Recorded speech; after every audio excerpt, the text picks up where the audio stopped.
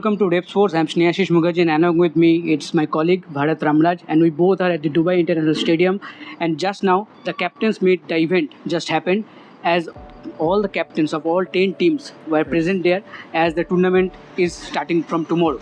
So first coming to Indian for Harmanpreet. Obviously, over the last 7 years, it hasn't gone exactly according to plan for the Indian team. If you look at the various World Cups, let it be 50-over World Cup or T20 over World Cups, Yeah. they've come very close to winning it, but over the final couple of hurdles, or the final hurdle, they haven't exactly.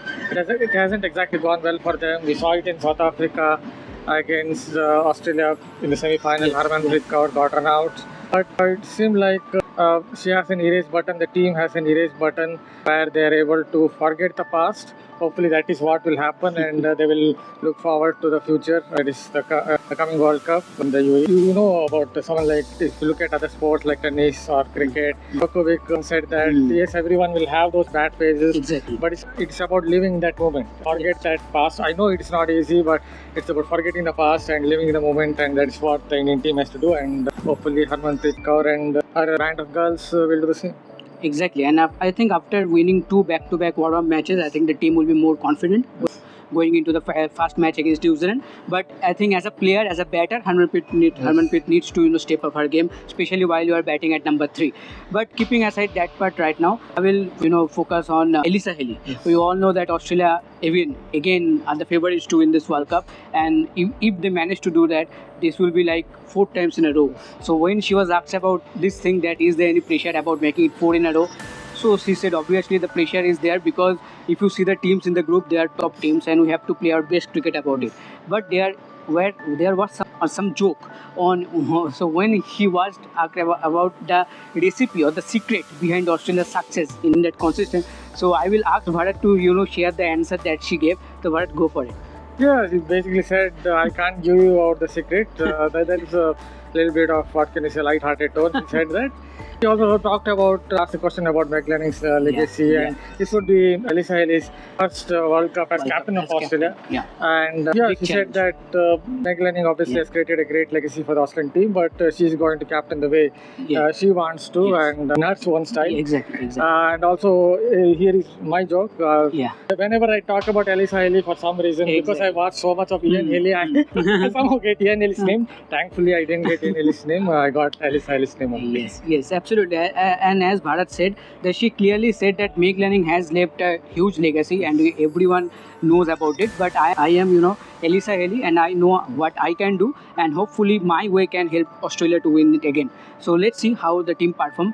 But now I will talk about Chamari Athapaththu. Yes. We all know that Sri Lanka are one of the dark horse, we can say, because the way they played in the Asia Cup, and they earned their spot in this World Cup because they won the World Cup T20 qualifier, and that was played in Dubai here only. And I think, Bharat, if I am not wrong, only Sri Lanka and Scotland are the teams here that they have the experience of playing here, because all the other 8 teams have not played in Dubai. So I think that's maybe a added advantage for them. What do you think? Yeah, obviously it would be an advantage, because if you have played at certain ground, it's not Know just the about the conditions. conditions. It's not just about the conditions. You would have that kind of muscle memory that you won a few games here, and you feel that kind of confidence. And obviously Chamari Athapaththu also added a valid point that now the Sri Lankan team is a young one. It's a young team. It's not the team that where they had the likes of Siri Vardhane in their squad. So it's basically Chamari Athapaththu is the senior member, one of the main senior members. So she talked about how she's trying to provide insights to the younger players and help them to make their mark, because many of them are pretty young. So that's also a good point from Maria Athapaththu, and she's another captain who sounded very confident. I have to say, among all the 10 captains, if you look at the body language, at least in the presser, not saying by body language, he sounded better. Yes, absolutely. And another captain that we need to talk about, that is Heather Knight. I think yesterday I was at the practice match, warm-up match against New Zealand, where England won it. And the way Heather Knight was batting, it was brilliant to see. I think the approach that she brought some changes. It was exciting to watch her bat. And when she was asked about the approach of England team, especially in the last 1 year, she also said that the England team have done a pretty good thing in the last 1.5 years. But the World Cup is a different challenge, and they are eager to play their best cricket, and hopefully this time around England can win the trophy. So I will ask Bharat, what do you think about the England team, and do you think the changed approach that Hayden Knight has brought, and I will say that rather the whole team has brought, I think that can be a success mantra for them in this World Cup? Yeah, it can be. First of all, it's not just Hayden Knight. You have to remember that John Lewis, once he took over as the coach, England have kind of changed their huge, approach. huge. So she has been a long-serving captain, as you know. Charlotte Edwards, when she resigned, maybe somewhere in 2016 or something like that, for 8 years, she's perhaps out of the 10 captains, she's the longest-serving captain among those 10 captains. So a confident captain, and look like the way the England are playing and the way Hayden Knight talk, it seems like England will be one of the biggest challengers for Australia. Yeah, I understand Australia have had a little bit of psychological edge over them, but let's see if and when they meet Australia, whether they can change that particular narrative or template against Australia. Exactly. But the event started by questioning, Bangladesh keeper Nigar Sultana Jyoti. As we all know that the tournament was pre-decided to happen in Bangladesh, but due to some political unrest, the tournament got shifted to UAE now. So she was asked about it, that how does the team is, coping with that? Because when and you are getting prepared, to play in front of your home crowd, a World Cup. So you have a different mindset, but suddenly you have to play, you have to play in a different condition, not, and the crowd will be much less there compared to the home ground in Bangladesh. So when she talked about it, she said that the team mentally, have coped about it, and they are ready to play their best cricket. They know that this will be hard for them, because playing in front of the home crowd, that is an added boost for any team, because the home crowd plays as a 12th man. So what do you think that how do you see Bangladesh doing this World Cup? They can surprise many teams.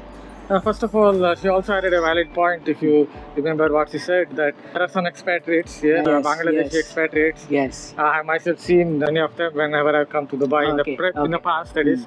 So in Sharjah, at least, they will get some more crowd.